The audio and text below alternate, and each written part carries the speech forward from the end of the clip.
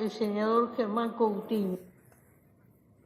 Presidenta, como ha sido de pública notoriedad, en el mes de octubre, el cordón hortifrutícola de Salto se enfrentó a dos grandes granizadas en un intervalo menor a 20 días, siendo esta una situación climática excepcional que dejó a los productores y vecinos de esas localidades severamente afectados. Se estima que el perjuicio llegó a un 70% del área productiva en general y hasta un 90% del daño en los techos de los invernáculos. Las pérdidas son millonarias. Si se considerara únicamente a las estructuras de protección de los cultivos, se estaría hablando de unos 5 millones de dólares, esto sin tener en cuenta además números finales de lo que se perdió o se perderá de rendimiento de cultivos sin protección, que fueron los más afectados, como el caso de la cebolla, por ejemplo. En el entorno de 300 de los 380 productores que viven con sus familias en los predios fueron dañados de uno u otro modo, ya sea en producción o en infraestructura. Las afectaciones en las estructuras de invernáculos fueron principalmente por roturas del techo, es decir, por la perforación del nylon causada por el granizo, lo que hace perder su función, debiendo ser en la mayoría de los casos necesario su reemplazo antes de los próximos cultivos de invierno, lo que implica un costo más que significativo. A nivel país, el cordón hortifrutícola de Salto, ubicado al noreste del departamento, representa el 35% de la producción nacional en kilos, pero tiene un peso mucho más importante en contraestación, donde aumenta al 70% de lo comercializado en el mercado nacional entre los meses de mayo y de noviembre. Es un sector con un alto nivel de tecnificación, donde se logran altos rendimientos por hectárea y es la mayor área protegida en todo el Uruguay.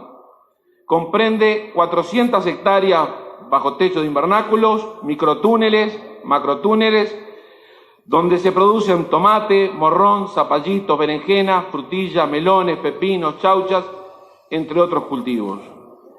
Entre 2.500 y 2.700 hectáreas de cultivo de campo, con boniato, zanahoria, cebolla, zapallo, papa, maíz dulce. Pero esto también, en solo este sector, tomando en cuenta la mano de obra, son unas 6.500 personas que dependen de este trabajo, sin incluir en esa región a los trabajadores de la citricultura y de los arándanos. Si bien, Presidenta, desde el año 2013 existe una línea de subsidio para seguros contra este tipo de fenómenos que lo otorga el Ministerio de Ganadería, Agricultura y Pesca en convenio con el Banco de Seguros, no todos los productores están cubiertos con este beneficio, por cuanto se exigen ciertas condiciones que cumplir para obtenerlo, no todos están en condiciones de hacerlo.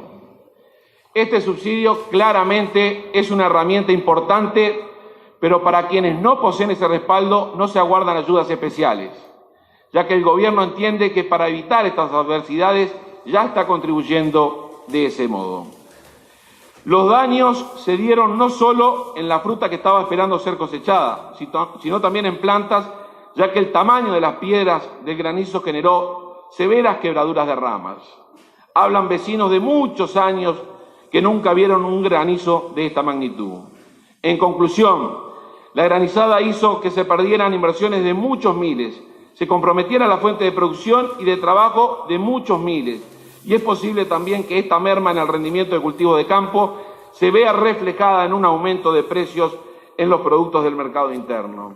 En la noche de ayer, la Junta Departamental de Salto resolvió por unanimidad declarar la emergencia de la problemática vivida en el cordón hortifrutícola de Salto a causa del fenómeno climático acontecido en este mes de octubre de este año, con 18 días de diferencia. Pedimos que nuestras palabras, Presidenta, sean pasadas al Ministerio de Ganadería, al Ministerio de Trabajo, al Banco de Seguro del Estado, al Banco República y a la Presidencia de la República. Muchas gracias. Gracias, el senador Germán Coutinho.